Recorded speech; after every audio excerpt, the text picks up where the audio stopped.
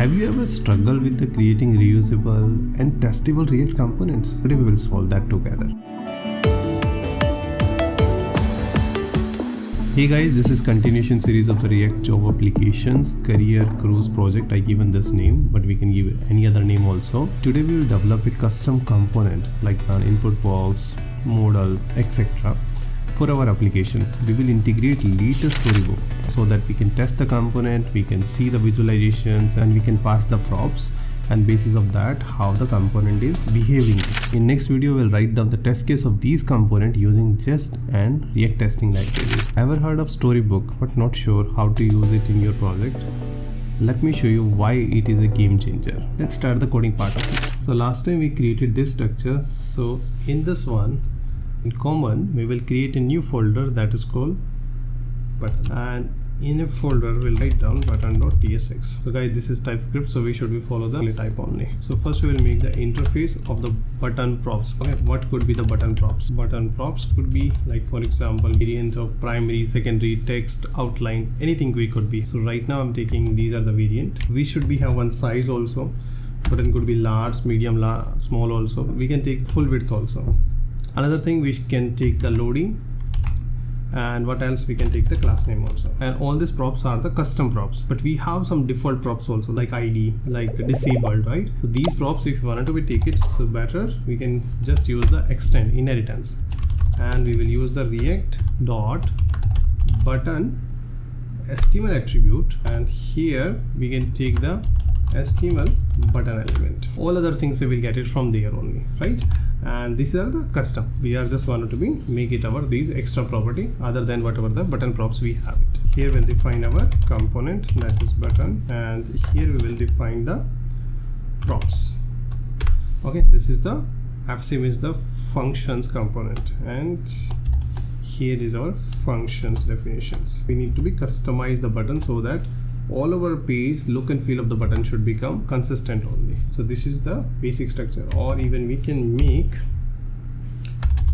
export default button also. Now next thing is we need to define all the props over here. These are the props what we defined it, and I'm defining their default value also. Variant by default will be the primary, size by default the medium, and we will take the full width also. Okay. Apart from that, we could have the children, we could have the disable also, and rest whatever it is there, the left, all the props also we have. So these are the props we have. Now we need to fit all these props into the buttons over here. So for example, we will show a disable whenever we have disable or when we have the loading. So that time we'll show the button to disable. We need to be defined over here. If we have loading, then we'll show the loading in a span tag.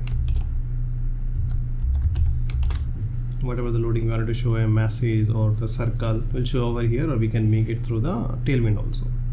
Okay, if it does not have a loading, then we'll show the whatever the children we will get it. So this children we will directly display on it. And this loading, guys, we can make it through the Tailwind also. Tailwind has a utility class. We can just directly write down all the class, and it will automatically will create it. So we don't need to write down any CSS. Directly we will actually use the utility class of it. So you guys can follow it, you will understand it also. We want it to animate spin. This is the width, this is the height, so it will become in the circle. This is the radius. So like a way, it automatically will become it also. Okay. After that, we have variant, size. According to that also we wanted to change the classes, right? And these classes will become on the basis of size and the variant. So we'll take object of the variant over here. This is object of the variant, right? So we have three variant: primary, outline, text, and these are the variant Tailwind classes. Okay. After this one, so here I can write down this is variant style. Similar to that, we have the size style also. So this is the size style. Now on the basis of the size and the variant, we can combine and we can write down the logic for our classes. So these are the class we have. This is the button class we have. So we can see these are the default class we are applying on this one, and according to whatever the variant we have primary on this class also extra class will apply over here. Size style, this will become if full width, this one, if loading, then this will cursor waiting, these things will become.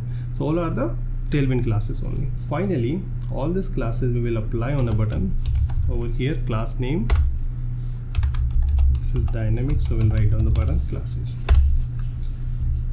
right? So this is our button component is done. Now we should use the props also. Props we can use it over here, props, right? So whatever the other property or other attribute will become, all these things will be goes inside in it only, right? So this is our button component. So how we can test this button component? We can test into button component directly, use it over here into app.tsx also. So let's do it this one first. We'll use the button component, right? And in the button component we need to give the a text also. So suppose this is the text I'm going to give it. Let's run it. To run this project, first I need to go into the project, then simply write down npm run dev. So this is Vite project, we can run the npm run dev, and on this URL we will see our project. So we can see this is our project exactly. This is clickable. So this button we made it. Okay. So now we don't want to test all the component into the another component, but we wanted to test all this component into the storybook. And storybook is very good for the documentations, or if we wanted to make a common component, it is very good to just basically give the demos or the how the properties we can change it on the runtime. So now let's integrate the storybook. And guys, if you follow it, definitely you will create your own custom component by the end of this video. Let's see how well you are follow along it. Next thing is we need to test our component on a storybook, not over here. So we'll delete this one, and to install a storybook, we will follow this tab, storybook for React and Vite. We'll just simply hit this command, stop, hit this command, and let them do some magic. We'll wait for some time. So storybook is installed and it is running on the 6006, but that was busy, so that's why it's running on this one. And we will see this page, guys. This is in our application. This is the button they made it. This is the another button, the button variant, different variant they have. This is the large, this is small, and this is the variant. This is also good button, but we can make it our own also. And this is the place where we can test it, our button. So storybook is providing such an environment for us. So like we can see, this is primary and this is secondary button. And change the button text also. Suppose I want login, I can choose the different color, whatever the color I like it. Okay, I can see how is the look on button, if I can make it small, medium, large. These things we can configure, and we can write down a number of attribute also, right? And here we can pass the event also. So these are the actions. So when we click on this action, so what you wanted to do, that is also we can do. We can test the visual test also, and even we have interaction also. So now storybook added actually so many things also. Even we can update our story over here, create our new story over here also. But right now we want to follow all these things. We will make it our own only. So let's make it our own. And guys, if you will run this command, the storybook is creating, these are the stories in our project only. If it's our choice, we wanted to keep or we wanted to delete it also, it's our own choice only. But I will take the reference of this one and copy and use it in our button over here. Generally storybook page should be along the component only. So we'll paste it over here only, paste. Now we'll use this one. So this is our page and this is button, this is correct only. So now we'll go there. Are we exporting the button? Yes, we are doing it. That's correct. So we have default export, so we'll use random default one button. This is correct. We does not have any background. We want to give this one, so I'll just comment out. We does not have primary, and this one also. I will make it one variant only, so I'm just commenting out this one. And one more thing, this is not example, this is, we'll say component. Now here we does not have primary and secondary, we have simple button only, so I'll just make the button inside in it, or I can say button example or button component. These things I can give. Next thing is we will check our props. So we have variant. So right now I'm just giving the one of the variant is this one, and variant name is actually primary. Okay, we does not have label, we have the children, so I'm just giving the children over here, and children I'm giving the button only name. Let's see what will be the output will become. We'll stop the storybook once and we'll restart it. npm run storybook. Okay, and guys, when we run this command of the storybook while installing it, we will get a new command also, storybook, this one. So we'll run npm run storybook. We'll hit it, it will run on the 6000 port, and we can just load this one. We'll close the older one, we'll go, we can see this is component and this is our button one. But where is the style? You use a Tailwind style. Tailwind style is not coming. Yeah, so by default Tailwind style won't become. While we installing it, we got these two files.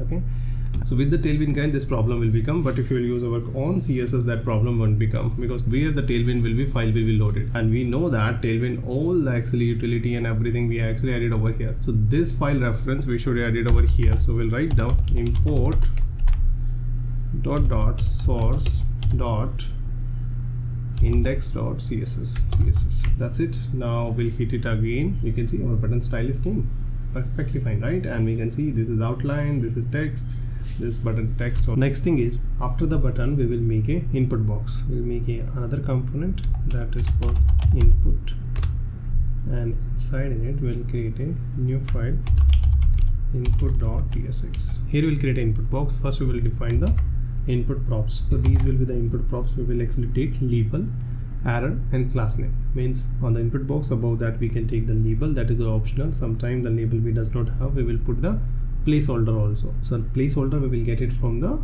default input. Okay, if we have some extra or custom attribute, we'll take it from here. So these extra attributes we will take as a props here. So these are the label, error and class name. We have it, right? And in the last we will do the export it also. In the return we will create a Tailwind class. So this is the wrapper around the input box. We will create one wrapper over here, and inside in it we will define the label and input box like similar to that, and definitely we should show the error message also. So I'm defining one by one. Please comment it if you have any doubt. I'm just writing down directly because otherwise the video will become lengthy. But if you have any doubt, please let me know. Actually I will explain you also line by line also. So here we will define the label. So before the label we should give the ID also. And why we require ID? Because input box should be associated one of the labels. So these associations we are using over here HTML4, and in HTML we are using the 4 attribute only, but in the React we should use the HTML4 attribute. Okay, and below this one we will create a input box over here. This is self-closing and this is input box. Here we will define all the attributes of the input box. Generally we have the lot of classes because according to error wise or if the custom class we can define it. So these are the classes. I'm defining all the Tailwind classes. Width, full width, this is the pixel on X direction, pixel on Y direction. We have text should be the base. This is the basically the color. This is background color, border, rounded. All are the CSS class we have. When we get an error, we want to do this one. When we actually disable, we want to do this one. If you have custom class, all the classes can be overridden by the custom class, and always we should be use the custom class on the last only, so that it could be possible to overwrite it also. And one more thing, after the class we should write down the props also, so that if somebody wanted to write down their custom props or anything, they can pass it over here. After this one, if some error will become, we should handle the error. Error will show in a span tag. This is normal error, and here in case of error we will show this is actually the color of it also. Empty one means the margin. Okay, minus means actually minus, it goes to in minus. Whatever error message will become, that error message we will show this one. So this is the input box, guys. Please go through it. If you have any doubt, please let me know. Actually we will fix it also. And now we need to make storybook of it. So we'll just copy of this one and paste, rename it input, and here also we should rename input.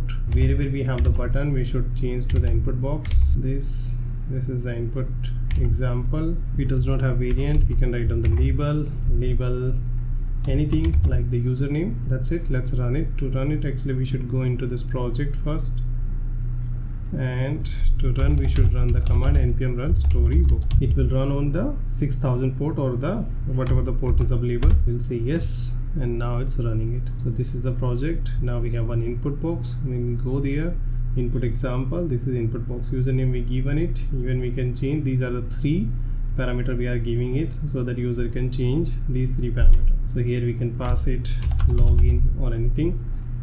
And right, let's make one more input example of error input. So we'll just make the copy and we'll paste it over here, error input, and here we'll give the error also. Username is required. So we'll save it. We'll go in a browser, we can see this one, and we can see this error name is required actually, and even we can see the border also, right? So like a way we can use the storybook, and like a way we can actually configure our custom component also, right? So similar to that one, can we make it a few more component? You guys can try it also. So we need to make it, you guys can try it. We will make it a select, that is called drop down. One is the loader, we may want to show some spinner, and one we can show the alert message or either the dialog box. Okay, you can just try whatever the component can possible, try to make it actually at least the drop down or the loader. Rest everything we will actually make it whenever we require it. So in the next video we'll try to configure our project for the test case. We'll use the Jest or the React testing library, and we will write down the test case for these common component. After that we will start working on the dashboard and other thing also. And as I get the time guys, I will actually add the few more custom component. You guys can check and refer the source code of it also. Next up we will write down the test case for these components. Trust me, testing will be fun and easy when we will do together. If you found the value in this video, make sure to like and subscribe so you don't miss our next step in React journey. Thanks for watching the video guys. See you in the next video. Till the time, happy coding.